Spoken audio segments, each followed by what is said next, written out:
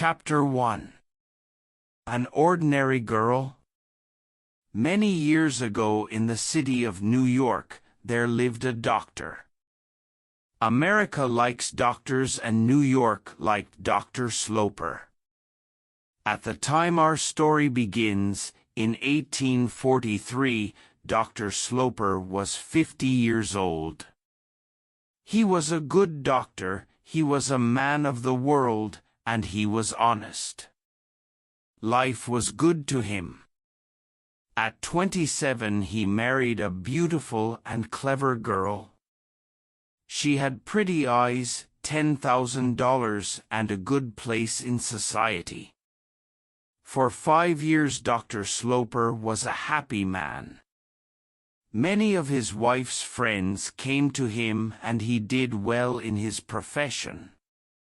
They lived in a large house in Washington Square, a quiet corner in a noisy city. Their first child, a very clever little boy, died when he was 3. His mother's love and his father's profession did not help him. 2 years later, Mrs. Sloper had a second child, a girl. The doctor did not want a girl. But this was not the worst point. 2 weeks later, Mrs. Sloper died. The little girl's name was Catherine. She was strong. Her father was not afraid of losing her. When the child was 10 years old, Dr. Sloper asked his sister, Mrs. Lavinia Penniman, to come and stay with them. Mr. Penniman, a churchman without a penny, died when Mrs. Penniman was 33. She had no children and no money. "Stay for 6 months," he said. "I will look for a flat," she said. She moved into her brother's house and never went away again. Mrs. Penniman told everybody that the child wanted a clever woman near her. Dr. Sloper did not think his sister was clever, but he was always very polite to her and never angry. They didn't speak much. He gave her his opinions about Catherine's schooling and not much more. Catherine was very good and honest, but she was not pretty or clever. She was quiet. She loved her father and was very afraid of him. She was happy when her father was happy. The doctor wanted to be proud of her, but he wasn't. He was sometimes angry because his only child was ordinary. When she was 18, Catherine was a quiet young woman, but she began to wear strong, noisy colors. Dr. Sloper did not like her new dresses. He thought she was vulgar. One day, Catherine's other aunt, Mrs. Almond, asked a lot of people to her house. Mrs. Almond was the younger of Dr. Sloper's 2 sisters. She was the wife of a rich city man and the mother of 9 children. She was pretty, happy and clever, and her brother liked her. When he wanted to talk about Catherine, he went to her and not to Mrs. Penniman. Catherine was close to her aunt's children. There were 7 boys and 2 girls. The older girl married young. The younger girl, called Marian, soon decided to marry too. She found a young man called Arthur Townsend. And so the Almonds asked everybody to the house.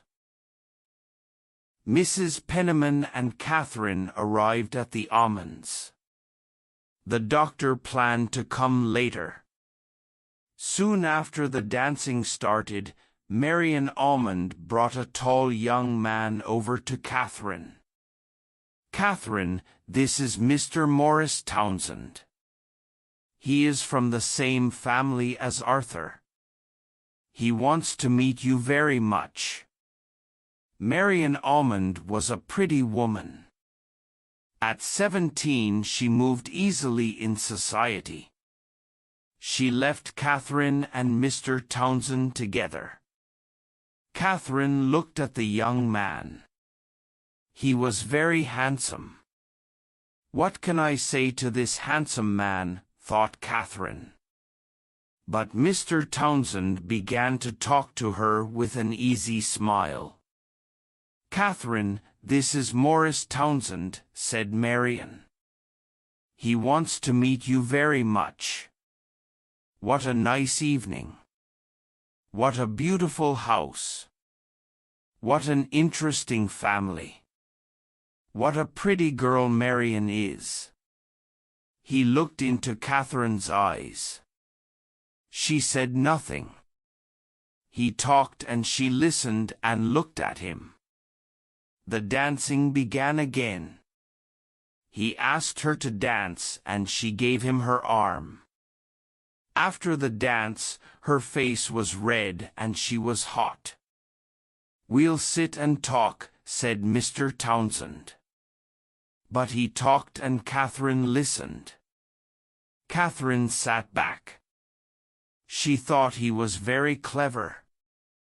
"This is my first visit to Mrs. Almond's," he said. "And my first visit to New York for many years. One lived here when I was a child, but one left when I was 20. I went round the world. I came back to New York only a month ago. It is a nice city, but I don't know anybody. You see, people forget you," he said and smiled at Catherine. Catherine thought, "I'll never forget you." They sat there for some time. They laughed together. He asked her about the people near them. He gave his opinions about them. She thought he was very honest. Then Marian Almond came back and took Mr. Townsend away to her mother. "We'll meet again," he said to Catherine. Marian came back and took Catherine's arm. They walked round the room together. "What do you think of Morris?" she said. For the first time in her life Catherine did not tell the truth. "Oh, nothing much," she answered. "I'll tell him that," cried Marian. "It will be good for him. He has a very good opinion of Morris Townsend. Arthur says that, and Arthur knows him." Half an hour later, Catherine saw her Aunt Penniman near a window. Morris Townsend stood next to her. Then Dr. Sloper arrived. He usually had a little smile on his face, but never a big smile. He looked at his daughter's red dress. "Can this handsome woman be my child?" he asked. Catherine did not always understand her father's words. "I'm not handsome," she said, quietly. "You're rich," he said. "Is the evening going well?" "I'm rather tired," she answered and looked away. That evening was the beginning of something important for Catherine. For the second time in her life and in one evening, she did not speak the truth. She was not tired. They drove home. Dr. Sloper spoke to his sister, Lavinia. "Who was the young man who spoke of his love for you?" "Oh, Austin," said Mrs. Penniman. She smiled. "He spoke to me of Catherine." "Oh, Aunt Penniman," Catherine cried out, quietly. "He's very handsome." "He's very clever," said her aunt. He's in love with our expensive Catherine, then, the doctor asked. He laughed. I don't know that. But he liked her dress. Catherine did not think, my dress only?